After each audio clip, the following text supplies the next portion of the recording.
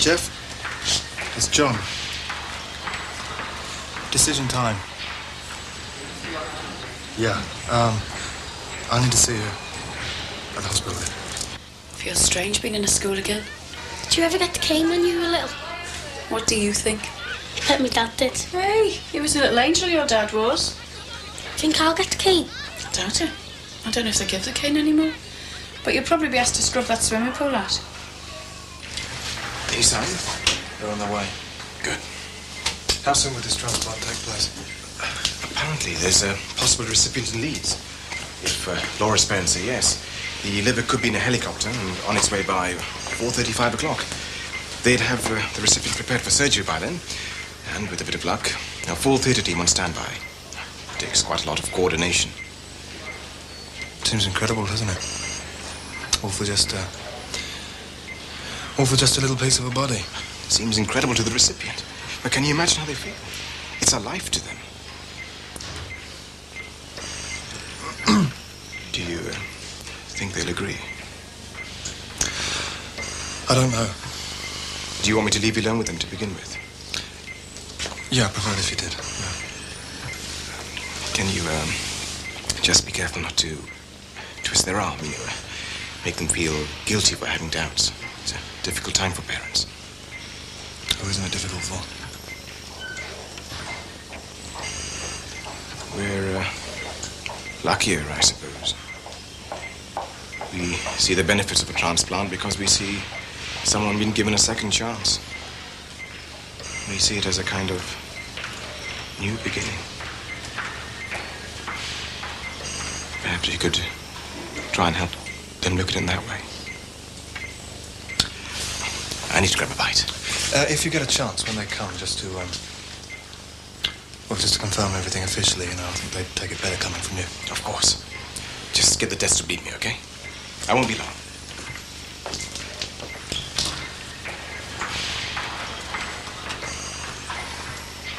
Look, Harry, you said you'd help me with membership of the club. You're past helping you. Ah, come on, you said you would. This committee meeting tomorrow, what are they going to ask me? Well, it depends who's on the committee. I mean, they all have their own likes and dislikes. They can be very funny, these people on committees, you know. And they can be two-faced as well. Well, who's going to be there? Then I'll know who to watch. I'm not sure. Mr. Parkins will be the chairman. Hope you've got all your answers ready. Well, not properly, no. You're not going in cold, are you? Not completely cold. Ralph, these are ex-military men.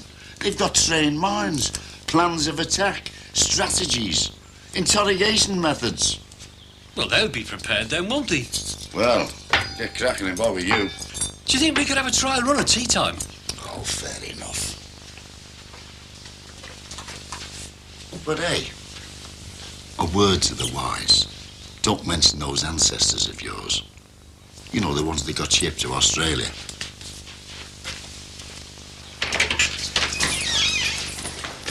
Slow down, Cartwright. And you, Jackson.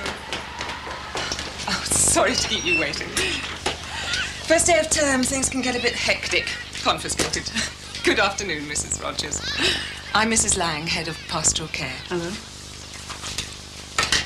Jeffrey, would you mind waiting outside for a minute? I'd like a word with your mum. Please sit down, Mrs. Rogers. Thank you. Now, I'm sorry to have to ask you to come in. Or is it something serious? Oh, not yet.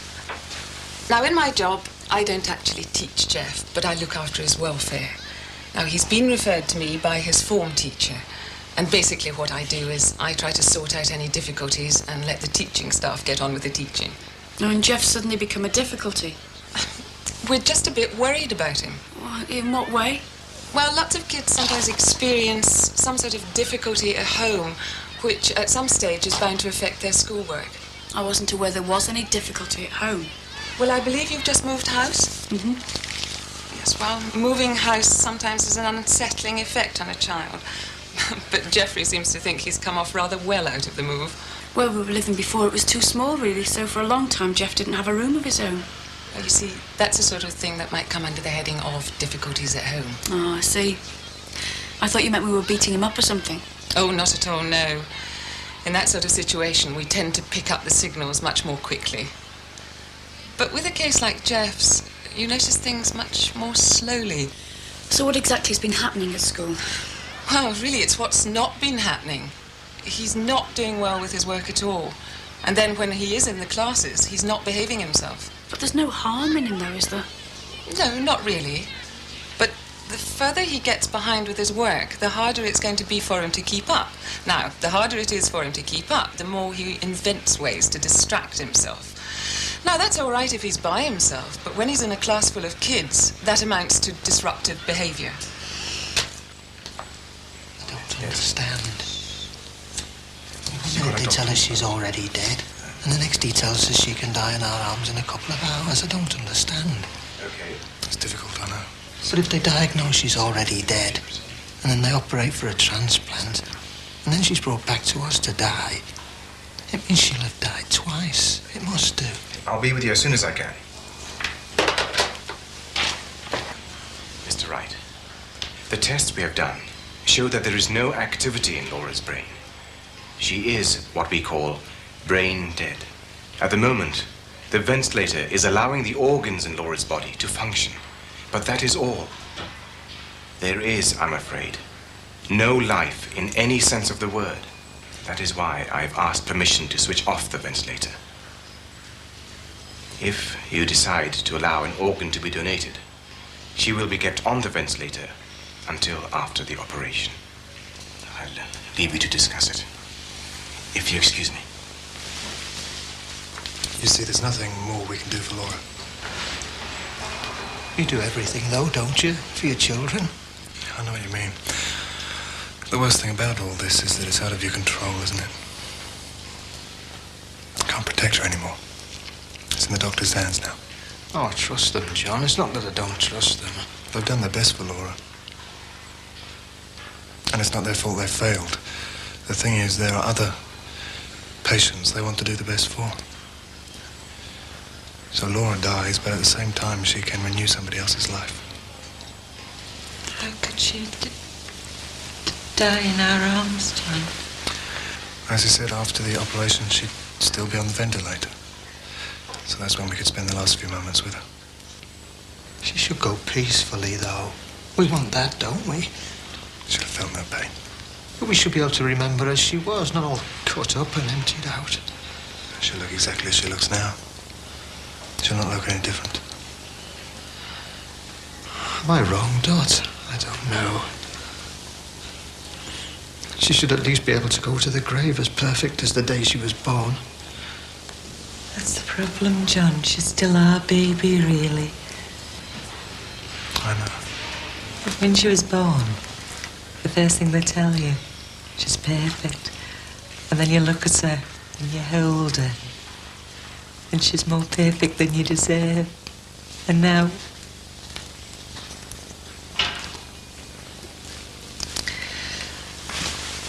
there'll be some poor soul somewhere wondering if this is their chance, won't there? We can't condemn two souls, can we? Mr. Perry says you like games. Yeah. Yes. Yes, miss. And he says he never notices any signs of sickness or fatigue during the PE sessions. I don't think you've got any recorded absences on games days. Or is it one? Ah, yes, you had one on the last day of term. Oh, well, at least that rules you out of the paint in the swimming pool business. Yes, games seems to be graced with your presence more than any of the others. Are you saying Jeff's been missing lessons? Oh, not just single lessons. No, I was just wondering if there was a pattern to these absences. Did Mr. Paddy say I might get in the team, miss? Yes, he did. Well done. But being in the team is only part of being at school. How many lessons has Jeff missed? Oh, well, quite a number, really. I mean, if he is sick, of course, there's nothing we can do about that. But one of the suggestions I was going to make to you today is that for the next term at least, every time Jeff requires time off school, if you could produce a doctor's note. Well, what's wrong with a note from me? Well, after last term, the notes from you became so frequent that that's why the case got referred to me. I think I've got them all here somewhere. Look, don't get me wrong, Doctor. Don't get me wrong. We admire your skills. We admire what you can all do today. But to Laura, to our Laura, that makes it difficult. I know that. But then you have to look at it the other way round, don't you? Suppose we'd been waiting on someone else's offer to save Laura's life. Imagine how we'd have felt if they'd said no. It's hard not to be selfish, Doctor. So many days have gone by, so many weeks. We've just been hoping. Every day you wake up and you think there'll be some good news today. It's hard to be so final. It's hard to be so definite. You just can't bring yourself to say it, can you? I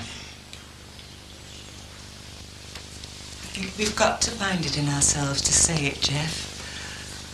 I think we've got a duty to Laura. We should do what she wanted. She never had the chance to bear a child. She never had a chance to give life herself. If it'd been her wish, we wouldn't have stood against her, would we? We wouldn't even have thought of it. If you think about her, she loved all of us. She would have stood by us. That girl grew inside me, John. And whatever they take out of Laura grew inside me. It's part of me. She was our little girl. And this is her chance, really, isn't it? To bear life in some way. It's the gift of life, isn't it? Yes. May we go ahead?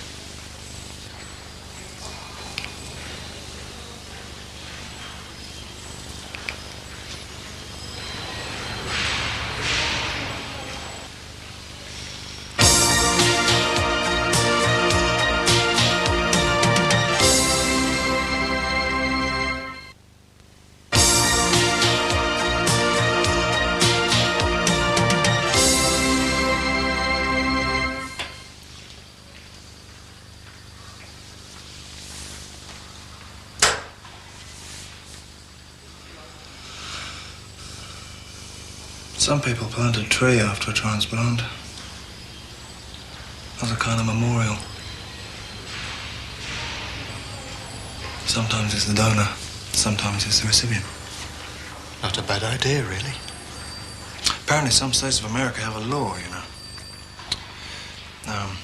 As soon as a patient's put on the ventilator, the law states the doctor hasn't got a choice. He has to ask the relatives for permission to carry out a transplant, if and when the time comes. Makes sense, I suppose. Big country like that. I hope it all goes well for them. Fingers crossed, eh?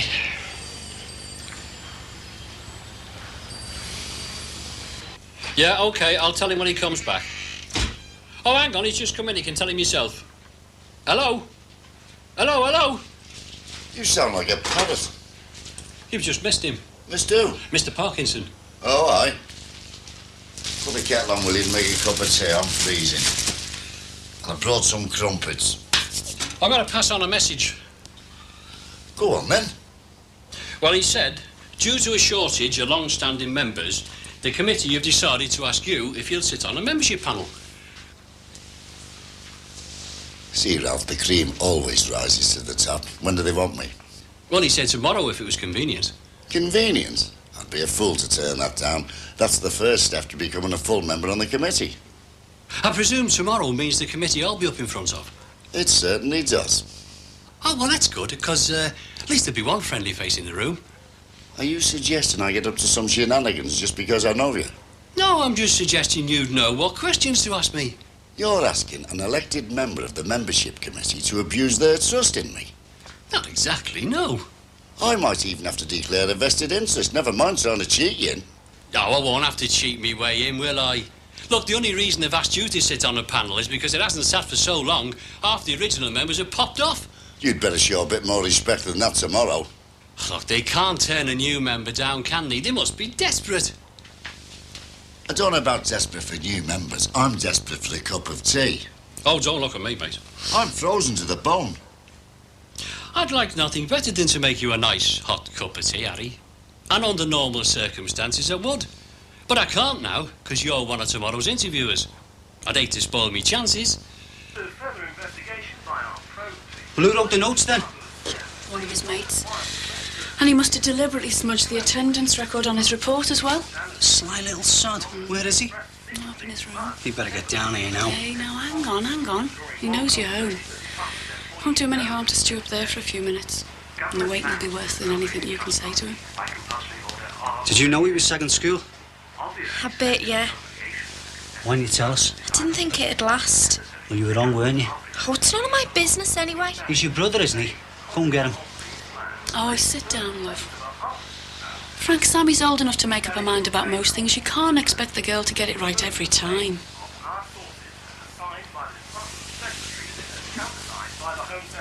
Sam, if he's been missing the road to school, anything could have happened to him. And no one would have known where he was. That's the reason the school keep a register. He could have had an accident, been abducted, anything. And now it's ended up with your mum being dragged into the school office. Use some of that next time, eh, love?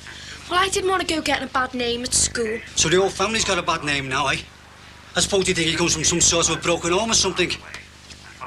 Jeff?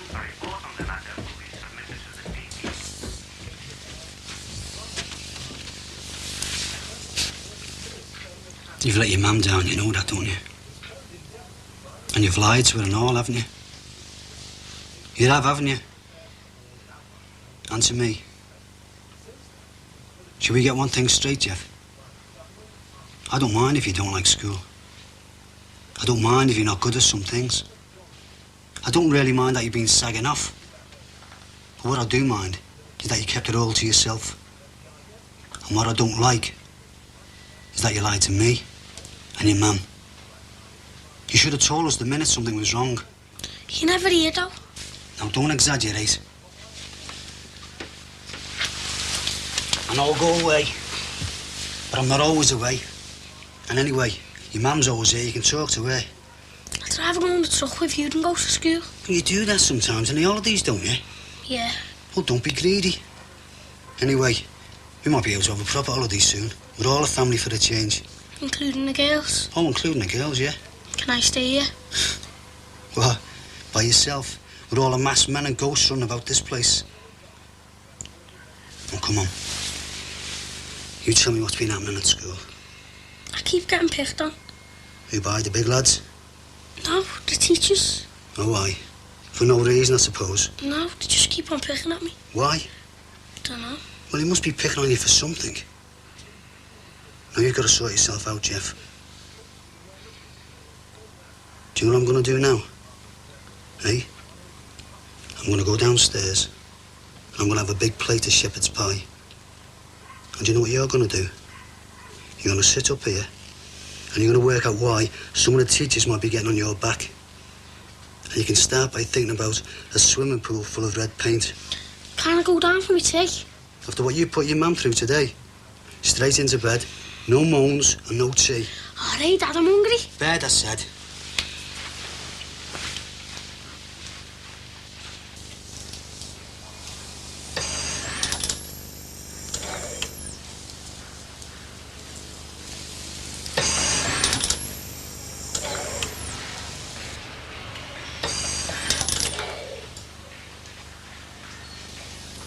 She was so beautiful.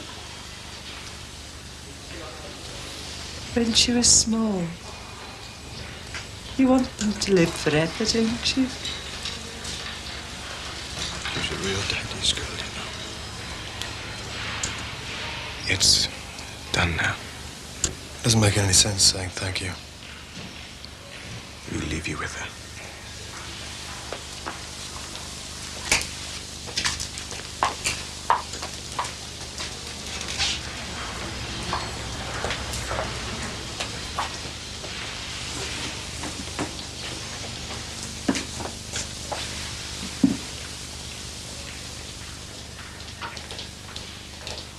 God bless Laura, love.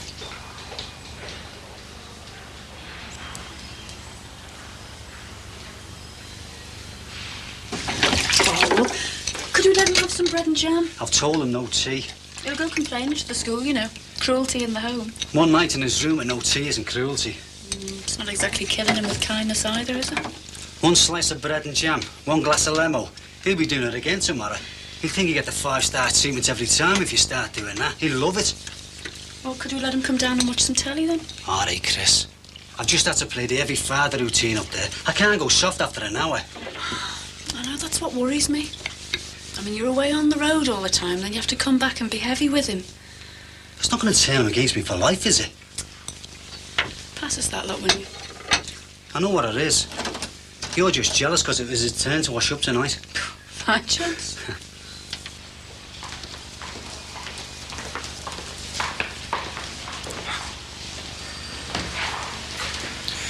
Did they get back to you? Just now. And the news is good from there. No rejection or anything? Well, it's too early to know that for sure, but all the signs are positive. Everything seems to have been worth it then. Seems so. Well, I'm glad you know. I didn't think I'd want to know, but I'm very pleased. We're quite relieved as well in our own quiet way. Do you sign for things on the way out?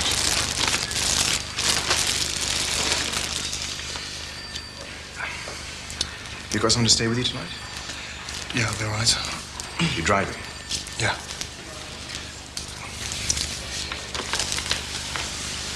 Be careful, huh?